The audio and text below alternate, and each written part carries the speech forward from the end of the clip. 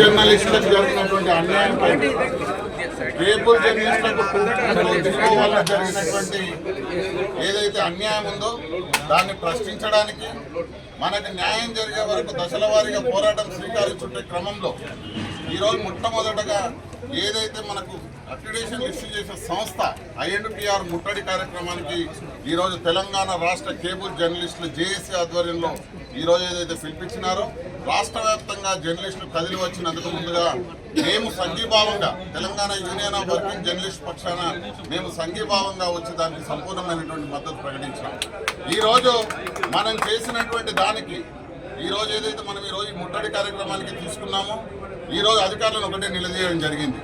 239 జీవోలో ఏ రకంగా అయితే మనం 12 కార్డులు ఇదే INPR ద్వారా దాదాపు 48 కేబుల్ ఛానళ్ళకి ఇచ్చుకున్నాము, అదే రకంగా ఈరోజు నూతనంగా తీసుకొచ్చిన 252 జీవో ద్వారా కూడా అదే రకమైనటువంటి ప్రక్రియకు మీరు శ్రీకారం చుట్టాలి.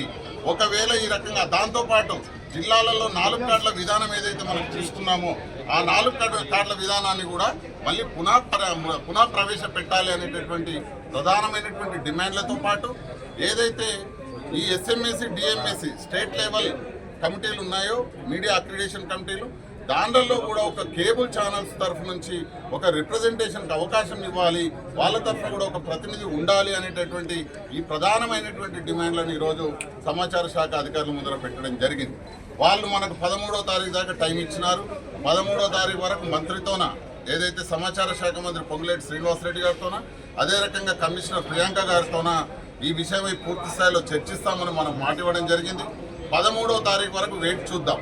లేదు అని అంటే తప్పనిసరిగా మన భవిష్యత్ కార్యాచరణను ప్రకటించుకొని తప్పనిసరిగా కేబుల్ ఛానల్ జర్నలిస్టులకు అక్రిడేషన్ కార్డులు వచ్చేంత వరకు కూడా ఈ పోరాటాన్ని ఆపేది లేదు అని చెప్పేసి సందర్భంగా మరొకసారి ప్రకటన చేస్తూ దానికి Telangana union of working journalist సంఘం ఎల్లవేళలా అండగా ఉంటుందని చెప్పేసి ప్రకటన చేస్తా ఉన్నాం. Thank you.